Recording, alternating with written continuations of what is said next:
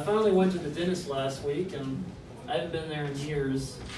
They had to run a few x-rays on my teeth, and they had to stick this thing in the side of my mouth and told me to bite down on it, and it just ended up making me gag a lot. I told the dental assistant, I said, I apologize for all this. I'm sort of frustrated with myself with these gag reflexes and everything. Sort of strange, the fact that I'm gay, so it's kind of embarrassing. What a way to represent my people. But yeah, it was, I said,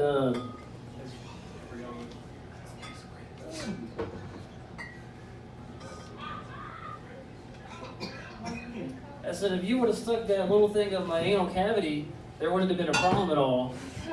I promise the next time, I'll make sure I practice before I show up. And the same day I was invited to an orgy, but I ended up turning that down. I was sent out an email, and at first I was all excited, but once I opened up the thumbnails and revealed all the people going, I realized this is sort of more of a nerd orgy. I didn't see a single thing that I would have in common with anybody. I should have known because there was a group chat going for a while, and everybody kept talking about Harry Potter shit and stuff, and it just seems like it would feel like uncomfortable showing up and everybody's fucking in wizard cosplay. I don't know, it just seems kind of awkward, and I'd feel out of place when it comes my turn and I don't know my lines, so.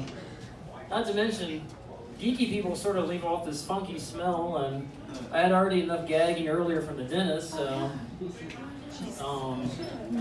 In other news, Dallas opened their first tickle bar. That sounds gay as shit, but that's a lot coming from me, but it's exactly what it sounds like.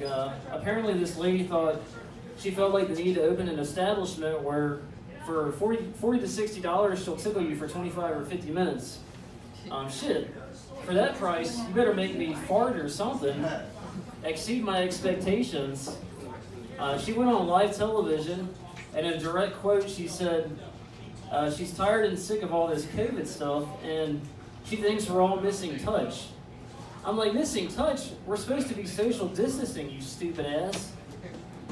Christmas is around the corner, and my mom keeps asking me what I want for Christmas, and I'm like, well, a better credit score would be nice. And I was hanging out with a buddy of mine the other day, and he's bragging about his credit score, and he says, hey man, I'm thinking of investing in buying a house.